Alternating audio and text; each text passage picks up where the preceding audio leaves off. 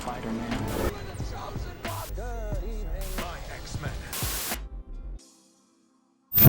Deadpool and Wolverine is out. This movie, I have so much to talk about with it. We're going to break the whole thing down, go into the plot of the movie, all of the cameos, and explaining what happens at the very end and how it sets up the future of the MCU. Guys, if you can leave a like on this video, let's try to get it to 100 likes, and we're on the road to 2,000 subs. So if you're new to this channel and you want more content like this, all you got to do is hit that subscribe button. It's free. And we're going to go right into this movie, this incredible film that I had such a blast watching. Let's start with the plot. We see Wade Wilson living his life post being Deadpool. He's kind of struggling with working it out with Vanessa. He has this day job as a car salesman, and he's just kind of lost his way. He gets recruited by the TVA because his universe is actually dying because of an anchor being dying. And the concept of an anchor being is an individual from a universe that when that person dies, their universe slowly decays and ends up dying itself. In this universe, in the X-Men Fox universe, that person was Logan. The Wolverine himself that dies at the end of Logan, once he died, his universe was destined to die as well. Now, they explain in the movie that this may take thousands of years,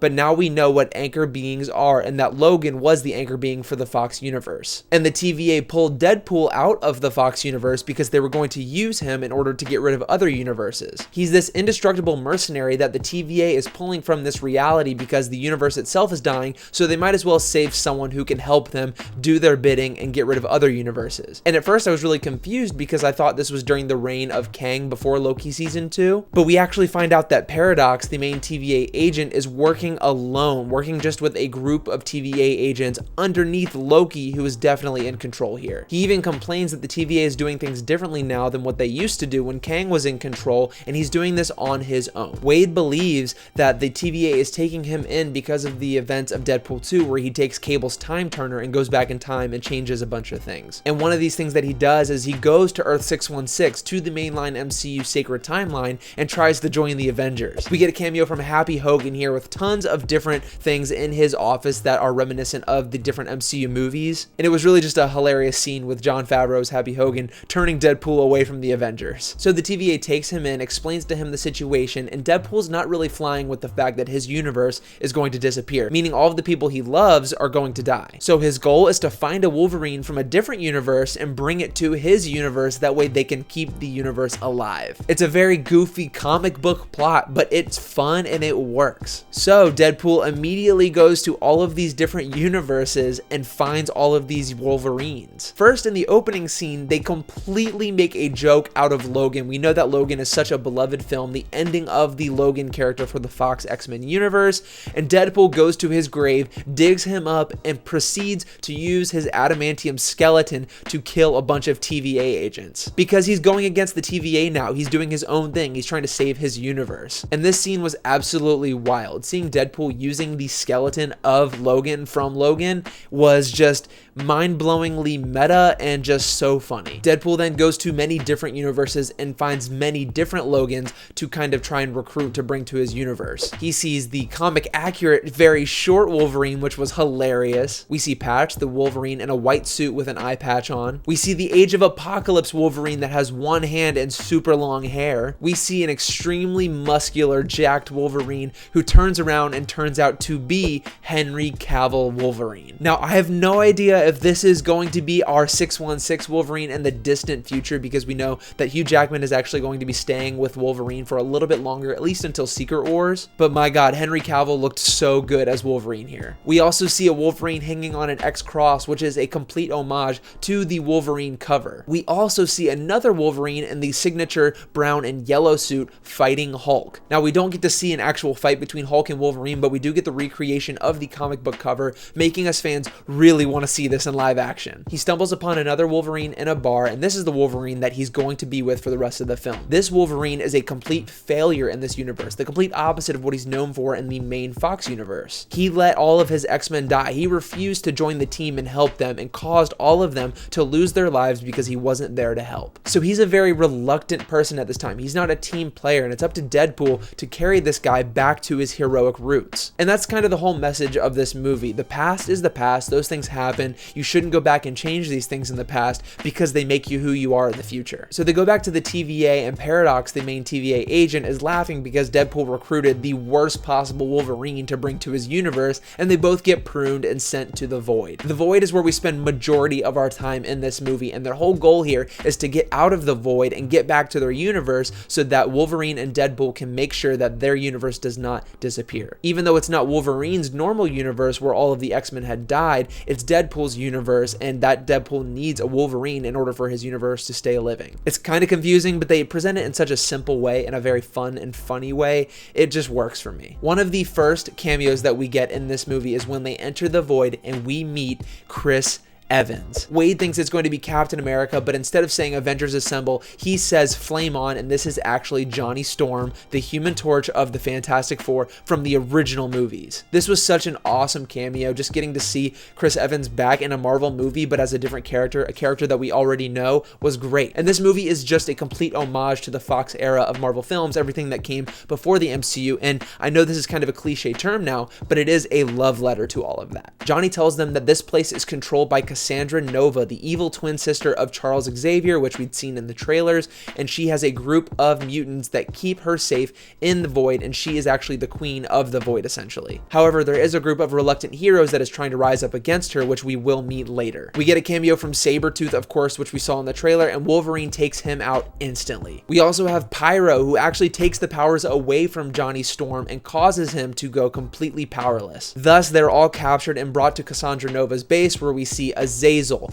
Juggernaut, the TV version of Blade, Lady Deathstrike, I think Psylocke maybe? The Blob, Cassandra Nova herself, Toad. There's just so many outcast mutants here, and it was so cool seeing all of these cameos. Cassandra has taken over the Void completely, and she kind of rules as its god, but they also have to deal with Alioth, which is on its way to devour someone because, well, Alioth has to eat, and Cassandra Nova has to stay safe, so basically paying the rent is feeding Alioth. And of course, Cassandra's plan is to feed Deadpool and Wolverine to Alioth. However, before this, she brutally kills Johnny Storm, ripping all of his skin off, leaving just his organs. It was brutal, but funny at the same time. And just the fourth wall breaks that Deadpool goes through in this movie, just talking about how Chris Evans was eating up too much of the budget, therefore they had to kill him off. And also all the fourth wall breaks in reference to the MCU were so good. Deadpool and Wolverine end up escaping, and they stumble upon a Deadpool variant known as Nice Pool, and he was hilarious. This may have happened earlier, I can't remember, I gotta see the movie again. But needless to say, there are a ton of Deadpool variants in this movie, including Dog Pool, Nice Pool, Lady Pool, a bunch of Deadpools. Nice Pool actually was hilarious in my opinion. Wolverine and Deadpool end up having a huge fight in this brutal car sequence where they're fighting for endless amounts of time because they both regenerate. And Wolverine delivers a beautiful line here about him being cursed to not die, God's funniest joke,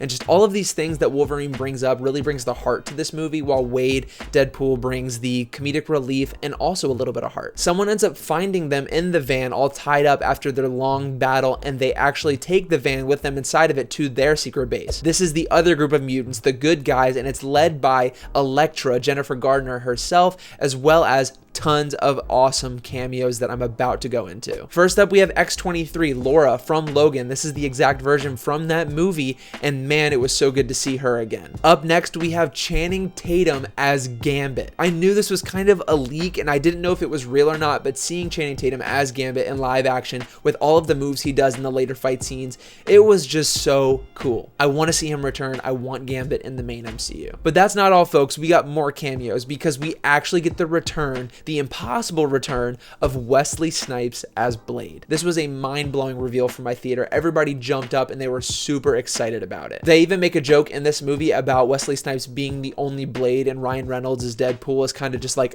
he doesn't know that there's a Blade movie coming out in the future. And this is just so cool because this is just a group of misfits here, the ones that were left behind, and now they're here to save the day. Their goal is to get Deadpool and Wolverine back to their universe because, well, their universe is already doomed, so they might as well try and fight one more time to save someone else's. We get this beautiful fight sequence in the Void where their team goes up against Cassandra's, just tons of brutal action, and we actually find out that they're planning to use Juggernaut's helmet in order to stop Cassandra because Magneto is already dead on this Void. They end up accomplishing their goal in stopping Cassandra, but they actually let her go because she has a sling ring that was left by Doctor Strange that has a time stone and reality stone in it that allows them to travel outside of the Void. Cassandra never wanted to leave the Void because she was the ruler, but now that she knows what's going on outside of the void with the TVA, that she's being kind of controlled by Paradox, she wants more power. She wants to play God in the multiverse, not just the void. So Cassandra lets them go back to the universe while she's secretly planning to take over that universe as well and play God for the multiverse. After they jump through the portal, Cassandra sends the Deadpool Corps in order to stop them because, well, obviously she has her own plans and she doesn't want them stopping them. Here we get appearances from Ladypool, played by Blake Lively, and we also see Matthew McConaughey playing the cowboy Deadpool. We see Headpool, Kidpool, Babypool, tons and tons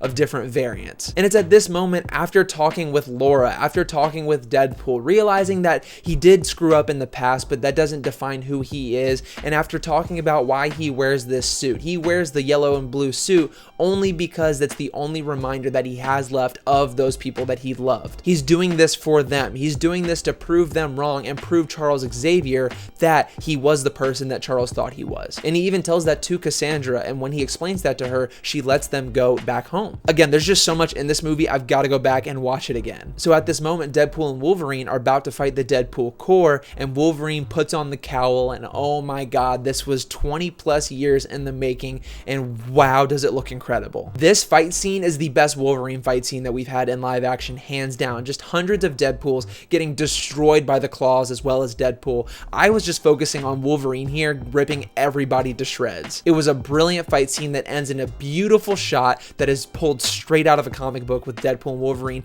exiting the back window of a bus. It just looked so cool. But obviously most of these Deadpools regenerate, and the one person that ends up saving Deadpool and Wolverine is Peter, bringing his journey full circle because, you know, he's the hero that can't do anything, but all of these variants of Deadpool have a Peter in their own universe, and they're so thrilled and excited that he's alive and he's in this universe that they just stop fighting. It was hilarious. Cassandra's plan here is to take a Time Ripper device, which is explained by Paradox as a device that allows a universe that no longer has an anchor being to speed up its extinction. Like he said, after an anchor being dies, it could take thousands of years for this universe to eventually die out, even though it's set on this path, and the Time Ripper essentially just speeds up that process. So Cassandra's plan is to destroy all of the universes and have just the one where she can rule everything. Deadpool and Wolverine have to sacrifice themselves here in order to stop it, but they do it together, and that allows both of them to live. We get a shirtless Hugh Jackman who is completely shredded with the cowl on and just the Wolverine pants, and my god, what a beautiful shot it is, just seeing our heroes being heroes, redeeming themselves, giving themselves purpose. They stop Cassandra Nova, Paradox gets stopped by the TVA, and that's pretty much the end of the movie. Deadpool brings this Wolverine back to the Fox universe, that way it can have an anchor again, and this universe I believe is labeled Universe 10005, and essentially that's the movie. During the ending credits, we get a beautiful tearjerker montage of the Fox X-Men movies behind the scenes, and it was just so emotional because this is really, again, a love letter to this era of Marvel movies. And as a Marvel fan, I am just so proud that we're having a studio in control that's willing to, one, poke fun at themselves, two, bring up the past that wasn't involved with them and honor it, and three, bring these characters back for the fans, bringing very good hopes for the future with these characters, whether they're played by the same actors or not. And just, it was such a feel-good movie. Most importantly, it was fun and it was hilarious. This is a movie that I could easily watch 5 times in a row and not get bored. The action sequences, the comedy, everything was spot on. The post-credit of this movie is actually just a joke, but it goes back to the beginning of this movie